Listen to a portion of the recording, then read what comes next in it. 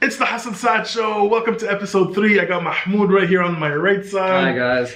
We're going to be talking about a lot of great things. Mahmoud is actually Arab Canadian and he was born and raised in Abu Dhabi, now works and lives in Canada. And we're going to be talking about life in Abu Dhabi, life in Canada, the oil and gas industry as an engineer. And here, as an Arab Canadian living in Abu Dhabi, how was it? And as an Arab Canadian living in Canada, how was that too?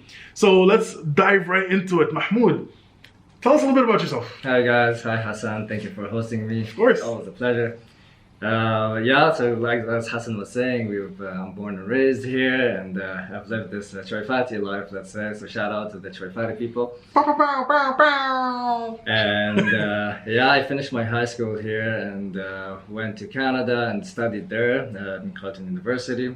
What did you study? I have a double major, environmental science and civil engineering. So very technical background. Yes, 100%, with also a project management sort of minor in that as well. We slipped it in.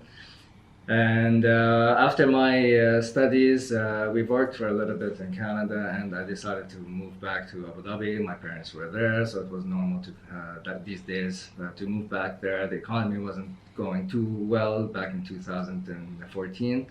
So we decided to go back where my family is, and we started in the oil and gas industry. So living and working here now versus the Abu Dhabi that we knew back then, back in when we were children. How is that now versus then? Yeah, man, that's it's a massive difference. The times we used to live back in the days, we were spoiled, taking advantage of our parents' money. It's. Having fun, playing games. We weren't really, we don't know how life actually works. We didn't know what's responsibilities, what it was like, Definitely it's a big hit on the back kind of thing, like, hey, this is life, I gotta start getting used to it. But it was much simpler back then. Like, it wasn't still a smart city. The information was very hard to get to actually. And things changed, man. Like things like the laws, things like, for example, to make it easier for expats to come here and work here. Like the Abu Dhabi that I used to know back then was the Arab Abu Dhabi. Yeah. But the Abu Dhabi that I know now is like the expat, like the expat friendly Abu Dhabi. The leading country, I would say, too. Like, yes, when it comes to this, back in the days, it was just the simple, like you said, it's a simple country. Not much of technology was there, not much of open-mindedness. Expats wasn't too much. We're just a small, friendly, I would say, of GCC area, a little bit from the Middle East sort of community.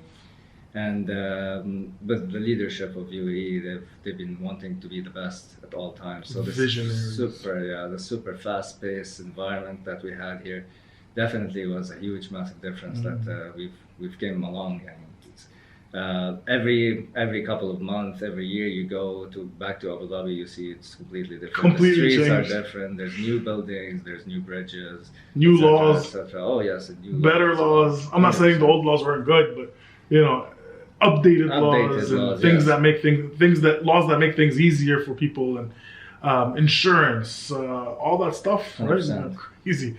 What about the communities? Like back then, not a lot of communities. Now there's a lot of opportunities for people to go through and pick up hobbies. What are some of your hobbies? I know you were into Dragon Race. Yes, 100%. How is that, man? Like, can you tell if anyone here in Abu Dhabi that wants to join Dragon Racing, what can you tell them? What's something that you wanna?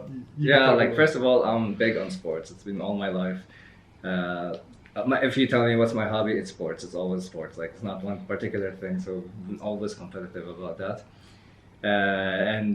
But due to my competitiveness, I've been going to so much injuries, and it's reached a point where now I have to decide which sort of sport that is safe enough for me to choose to continue with. At the same time, it's fun. It can build a community. It's something that you can say it's a second home sort of thing. And I stumbled upon Dragonboat. How did you stumble upon this? Through meetup applications. Actually, before that, I was in Canada, and during my final exams, I used to go to what we call Moon's Bay Beach.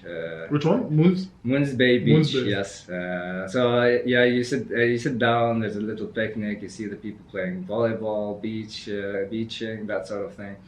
And one of those days, there was this massive tournament that happens in the summer, and I used to watch this long boats that fits about 20 people.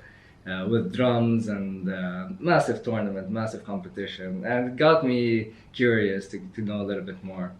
And I never got the chance until I came back to Abu Dhabi and started working here, and another like 2-3 years I would say. And since then, that sport just is part of my life. It's part of my routine. It's a wonderful sport. It's something that I would want everybody to at least try at least once. It's crazy. I think it's all about shoulders and all. I mean, it's all about synchronization, teamwork. Yeah, you'll be exercising interesting parts of the body. Let's say like all the small muscles, all the small little muscles back at the back, on the sides. Yeah, so it's what's beautiful about the sport is the community that you get to know. It's all about teamwork. It's all about synchronizing with them. And the more training you do, the more exercises. Like you're doing it all as a full team. So you get to know people more and more. It's a wonderful sport. Have you been into tournaments? Oh yeah, 100%. And we are actually. I've been selected to participate in the national team in Canada. Oh wow, no way! And yes, it's on the way. It's a part of a knockout tournament sort of thing. So nice. they watch us. They see how is our technique, how fast we are, and that sort of thing. And they selected our team to be part of the national team, and we're working on that to compete all around the world. How do you prepare for a race? What's your mentality or your mindset going into the race? How do you prepare for such a day? Do you work out heavy muscles, or do you work out heavy weight, lightweight, free weight? What do you do? It's all year long. I would say training. Like that's all we do.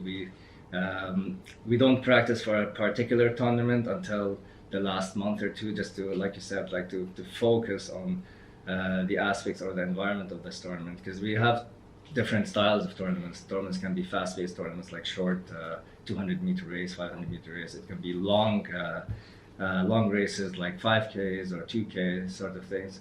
There are tournaments where there's a lot of curves, there's a lot of loops, so that sort of strategy can change. But when it comes to practicing, it's all about putting power, putting technique, synchronizing. The more you synchronize, the better your technique is, the better the boat flows. It's always that sort of focus. And you keep practicing a couple of times a week, every day sometimes. That's pretty much it, yeah. Wow, that probably is a stress relief. That's probably an escape from stress, I'm sure. 100%. Is it your favorite thing to do now, or was it football? I remember you played football. I was a big fan. Yeah, I was a big fan. I was a goalkeeper back in the days. Yeah, a crazy one too. I see it as now. Yeah, I prefer now going for Dragonboating 100%. One thing that is beautiful, like at the end of the day, you're all tired, exhausted, and you just go and practice. You go to the waters and you're just in the middle. It's so peaceful there, and especially when you're practicing like in sunset, it's just peaceful. Magical. Yeah, 100%. You probably need it, because the type of industry you're in is not an easy one. You're currently, so I know here you were in oil and gas. Yeah. You were working in oil and gas, and you were a project manager, project engineer. Yes, I was a project engineer. Project engineer. How was that, man, working here? Was it a toxic environment? Was it a good environment? Was it a bit of everything? Oh yeah, 100%. It's crazy. Usually working in Abu Dhabi is always, or UAE in general, it's always this fast-paced, high-pressure. Boom, boom, boom, boom. Yeah, boom. you got long hours sort of work, and when it comes to construction, oil and gas, contracting companies. Yes, it's one hell of a toxic, long hours, super pressured. Let's not mention the company though. Yeah. I don't want their legal system to be coming after me. Even though this is gonna reach my 11 subscribers. First of all, thank you guys for still listening. For those who are trying to move here from Canada, let's say, and are used to the short hours or the 40-hour week, not expecting to work more than their hours, what do you tell them? Because here you get, how do you say, in Arabic we call it bi'asuruk. So in English it's like you're a sponge and they're really taking every single drop from you. 100%. What do you tell them? Yeah, you got to do your readings, you got to plan it well, you got to know what grinds your gears, I would say, and what's really worth it for you. Like, you're gonna come here to enjoy life, take advantage of the services. They have fantastic services here. You're close to everywhere. You want to travel around the world. It's a perfect opportunity to come here. So you need to have a look at what you really want from coming here, and understand how the culture is here. Understand what's the environment here. Are you up for that challenge? Are you up to change, move? Not stay in your comfort zone, sort of thing. And that's really most important, because when you come here, you're going to be dealing with a lot of expats. You're going to be dealing with a lot of different-minded people, like-minded people as well. So it's an opportunity to develop yourself. That's how I would say it. And definitely recommend to come by and have a look and try it out. What's it like for an engineer to come here? Like working, what's the expectations like? If I ask you, hey, I'm an engineer, I'm a project engineer, a project planner, I'm a project coordinator, I'm an engineer, mechanical, whatever it is, what advice would you give me? Like, what would you tell me? Hey, Mahmoud, I live in Canada right now, and I'm trying to move back to the GCC, and this is my role, and I'm trying to find something over there. Do you recommend it? What's the expectations going in as an engineer? Yeah, I would say reach a point of where you have enough knowledge, enough experience abroad for you to take with you and make use of it, be an asset here in this country. They're like people who have experience, people who have 10 plus experience to come over here, utilize their experience and become an asset here. And they value that a lot. As for coming here with little experience, it's a tough, long way to move up the ladder, I would say. So definitely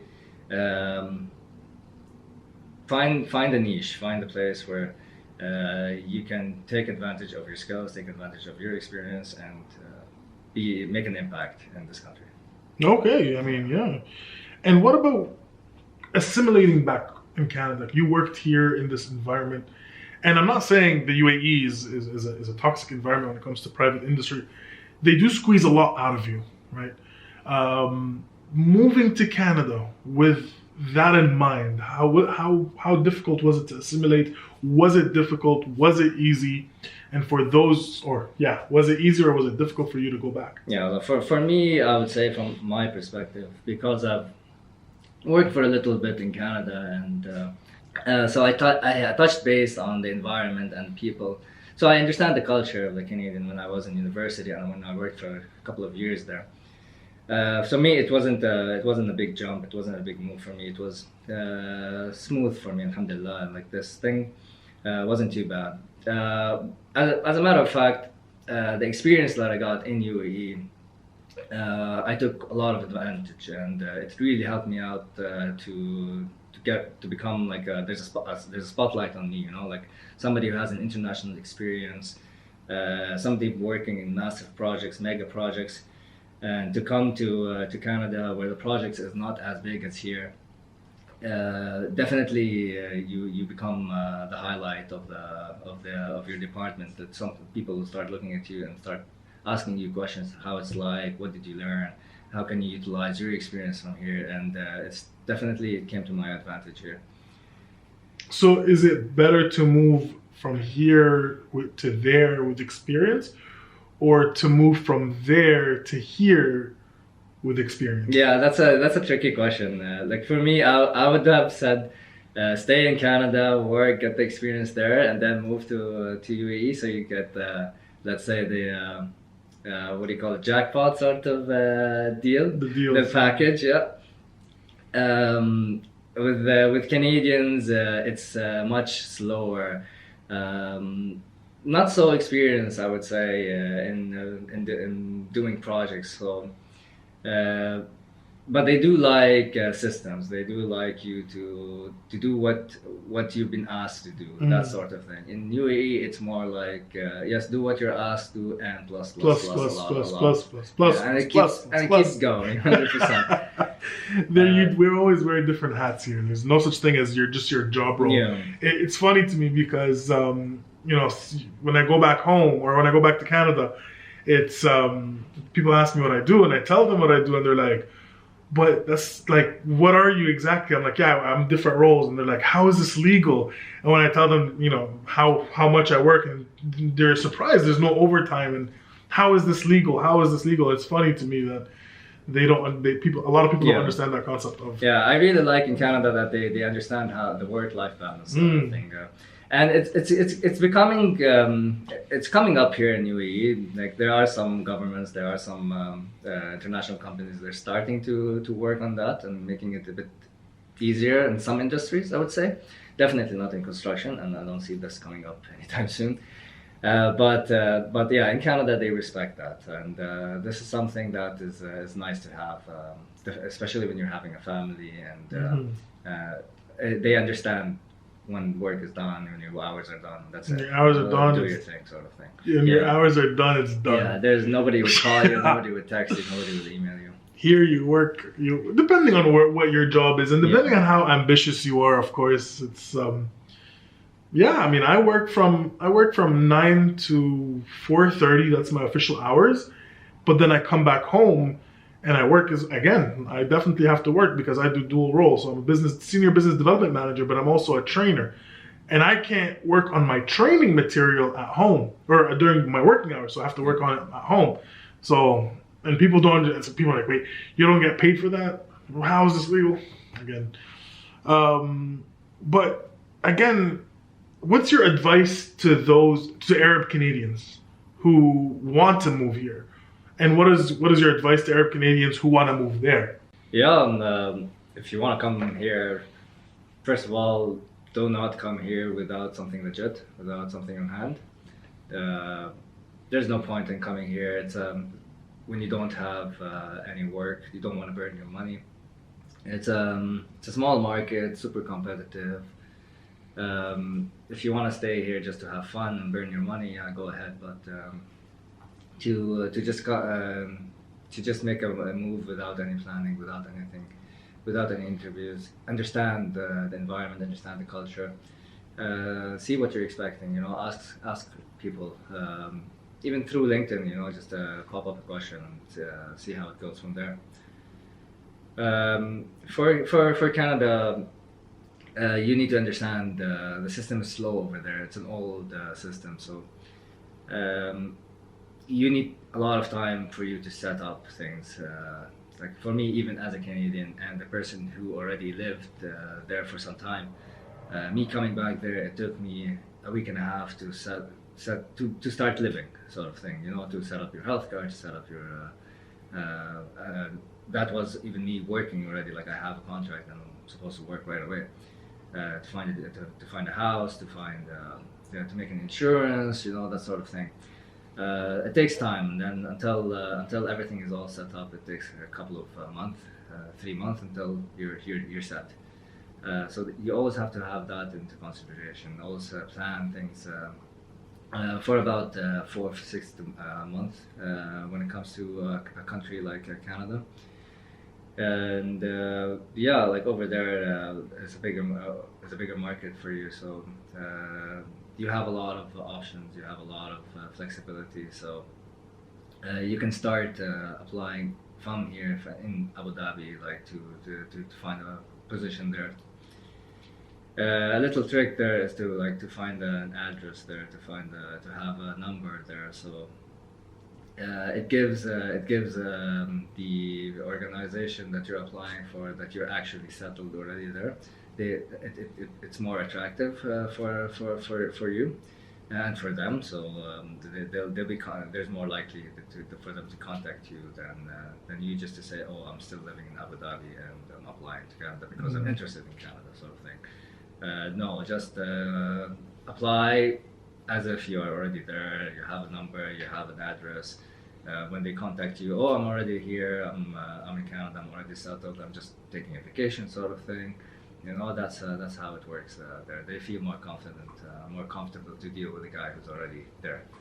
Would it then be also the same advice or same way if someone's there applying here? Make sure you have a UAE number. Make sure you tell them that you are in UAE. You're just 100%. Yeah, it definitely helps for sure. Here they do accept a lot of expats. Yes, sometimes the fact that you're coming from abroad is more attractive to them. So it's a double sword thing. So sometimes it's it's for the best. Sometimes it's a bit tougher. So yeah, 100%. You had your fair share of experience in looking for jobs. What advice can you give people looking for jobs, be it Canada, be it here, be it UK, be it? Because I know you were telling me you applied and you got something in the UK. So what's the searching for job process for you like? What advice can you tell someone? Yeah, so always find a way. You play it from all sides.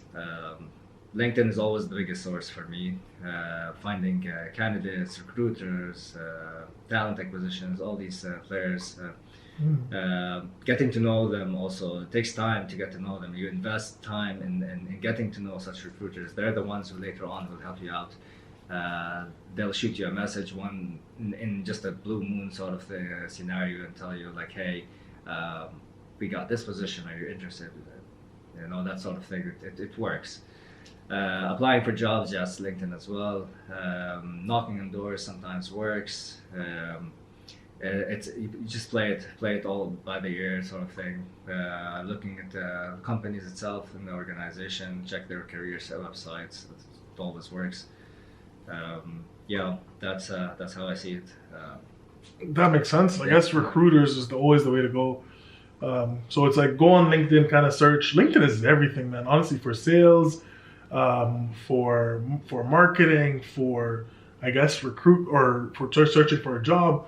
Usually people just go on the jobs board and just apply, easy apply. Yeah. Do you recommend that? Do you recommend the easy apply, or do you recommend going in and finding someone and talking to that person, like the HR manager, or do you feel like that might be a little bit 100%. too cheesy? Not at all. Always take the extra step. Don't just do the easy apply. Yes, go ahead, do the easy apply, but you need to be more interested in the job. You need to show the recruiter that you are interested in this job, in this position, in this role.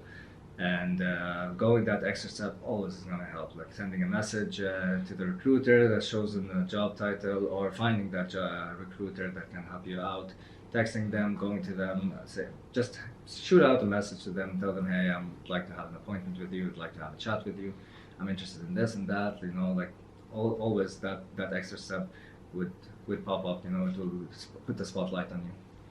Yeah, no, I agree. I never really had too much success looking for jobs. I guess it's a difficult process for someone who can easily lose focus, because looking for a job is a job in itself. 100%.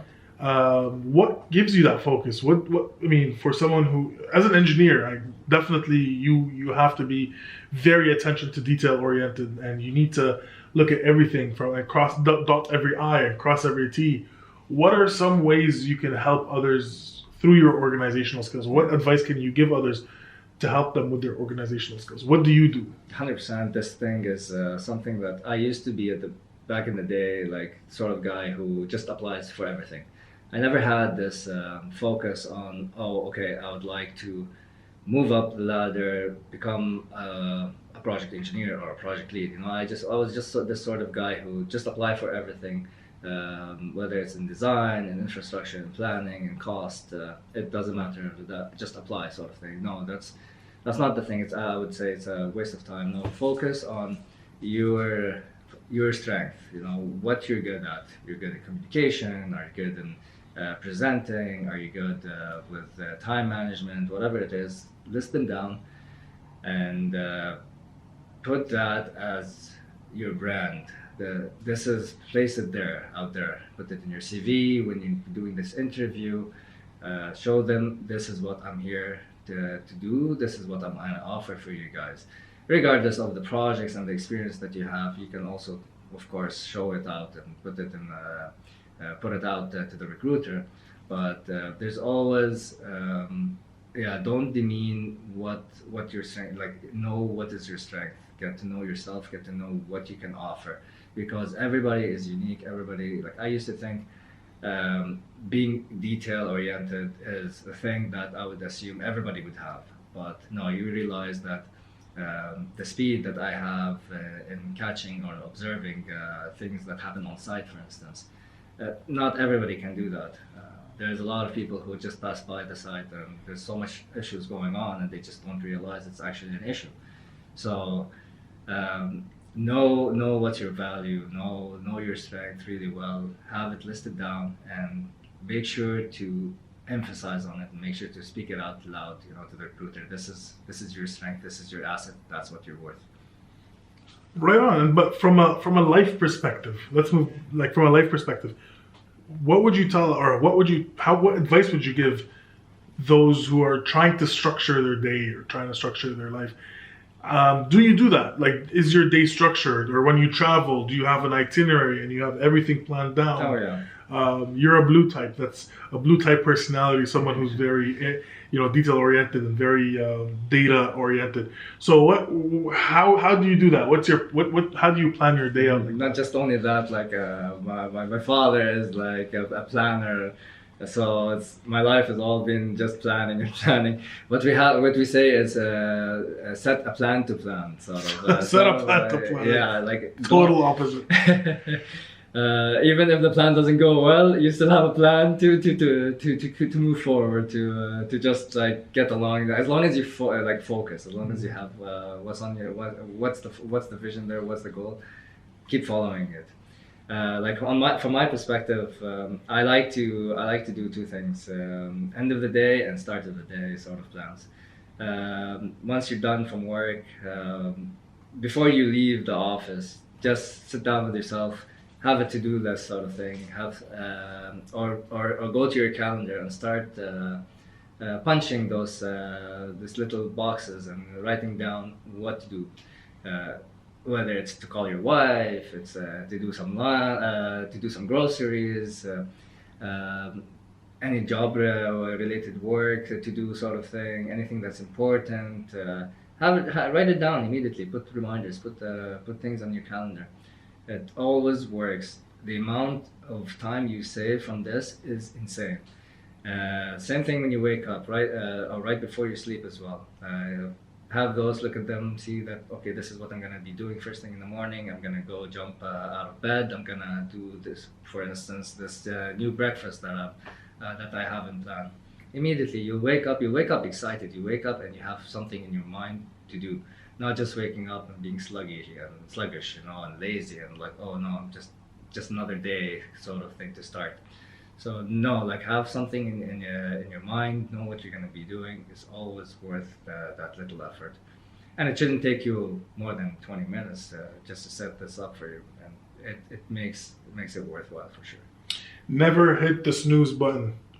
Never hit the snooze button, because I was reading this, I was watching this video where this, it was a lady that was telling us about, I forgot her name, honestly, I would have to get that research done, but she was saying how snooze really messes you up, because it takes your body about 75 minutes to get into a sleep cycle.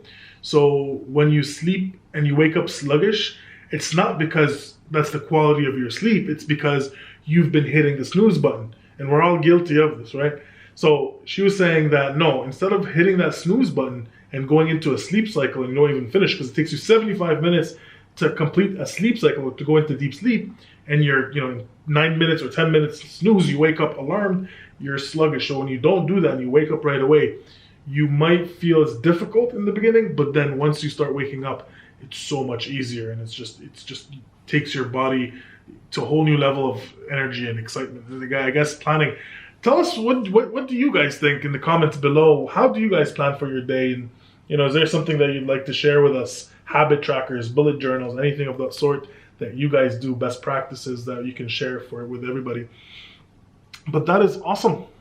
And thank you very much, Mahmoud, for coming in. It was a pleasure to have you on board. Anything else you'd like to say? Thank you, Hassan. No, definitely, I'll never settle, guys. Always keep moving forward, keep working. Always have plans, always have visions, always have goals. Never wait for this right moment, sort of thing. Don't say that's what I feel like doing or this is what's going to happen. No. Put yourself into that situation and everything else will follow. The experience, the feelings, what you're going to learn from life when you put yourself out of this comfort zone is going to be definitely priceless. And yeah, good luck, guys. All you 11 subscribers, thank you very much. All the best. And until episode 4, we'll see you next time. Mahmoud, thank you very much. Ciao, ciao. Now get out of here.